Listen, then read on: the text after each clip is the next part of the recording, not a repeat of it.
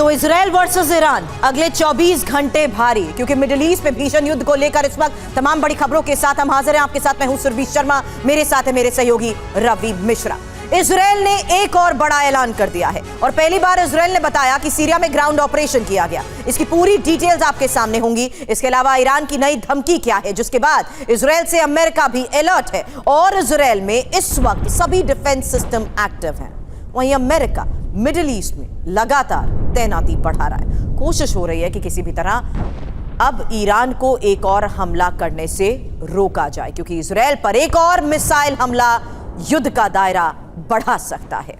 बिल्कुल, ईरान और इजराइल के बीच अंतहीन युद्ध के हालात बन सकते हैं। ऐसे में वॉर जोन की एक एक अपडेट के साथ अपने एक्सपर्ट्स के साथ हम बात करेंगे, चर्चा करेंगे और समझने की कोशिश करेंगे कि अगले 24 घंटे में और क्या बड़ा होने वाला है। लेबनान के बाद सीरिया में घुसी आईडीएफ, सबसे पहले यह अपडेट हम आपको दे रहे हैं। बड़ी खबर वॉर जोन से, सीरिया में ईरान समर्थित गुटों पर हमला हुआ है। पहली बार सीरिया में ग्राउंड ऑपरेशन, आईडीएफ की एलीट कमांडो यूनिट का ऑपरेशन, ईरान समर्थित कमांडर को पकड़ने का दावा भी किया गया है। तो अब देखिए सीरिया की जमीन पर यह ग्राउंड ऑपरेशन, ये तस्वीरें वहीं की, और इस तरीके से इजराइल का आईडीएफ का ये ग्राउंड ऑपरेशन का दायरा देखिए कैसे बढ़ता ही जा रहा है। लेबनान के बाद अब सीरिया में भी आईडीएफ और सीरिया में ईरान समर्थित गुटों पर ये हमले किए गए, ये ऑपरेशन चलाया गया है।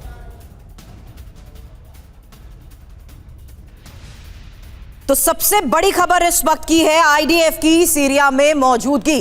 तो अब जिस तरीके से यह तस्वीर सामने आ रही है, खबर को समझना जरूरी है। इस वक्त major general retired V K Datta संरक्षण विशेषज्ञ के तौर पर हमारे साथ है, जेके त्रिपाठी पूर्व राजदूत हमारे साथ है, और प्रोफेसर संजय भारद्वाज विदेश मामलों के जानकार हमारे साथ है। इसकी ग्रेविटी समझाइए संजय भारद्वाज सर, आईडीएफ की सीरिया में मौजूदगी। यह सवाल इसलिए पूछ रही हूं क्योंकि तमाम प्रॉक्सीज को अभी तक टारगेट पर करते हुए हमास के खात्मे की बात, हिजबुल्लाह के गढ़ में वार, लेकिन सीरिया में मौजूदगी कैसे संभव? देखिए, अगर ये जो सीरिया और इजराइल के बीच में जो राइवलरी है, बहुत ट्रेडिशनल, बहुत एंशिएंट, 7th सेंचुरी ऑनवर्ड आप कह सकते हैं, जिस तरीके से सीरिया ने इजराइल वाला एरिया को कब्जा किया था।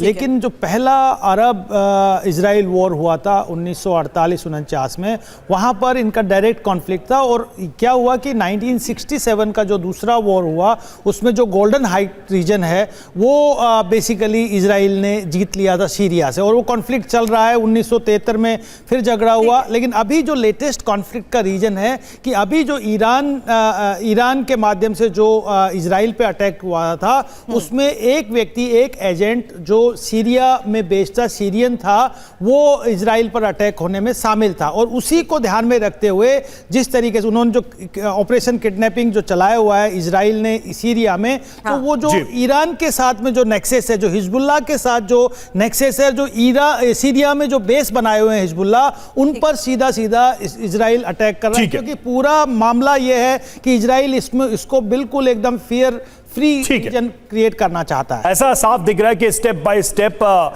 प्रॉक्सीज पर अपनी नीति को आगे बढ़ा रहा है इजराइल। और देखिए, लेबनान के बाद सीरिया में नेतन्याहू की सेना घुसी है। ये अपने आप में बहुत बड़ी खबर है, क्योंकि ये अब लेबनान के बाद दूसरा देश हो गया जहां पर आईडीएफ ने एंट्री मारी है। पहली बार सीरिया में ग्राउंड ऑपरेशन का खुलासा हुआ है। सीरिया में घुसकर ईरान समर्थित संगठनों पर हमला किया गया और हिजबुल्लाह और ईरानी कमांडर्स को टारगेट किया गया।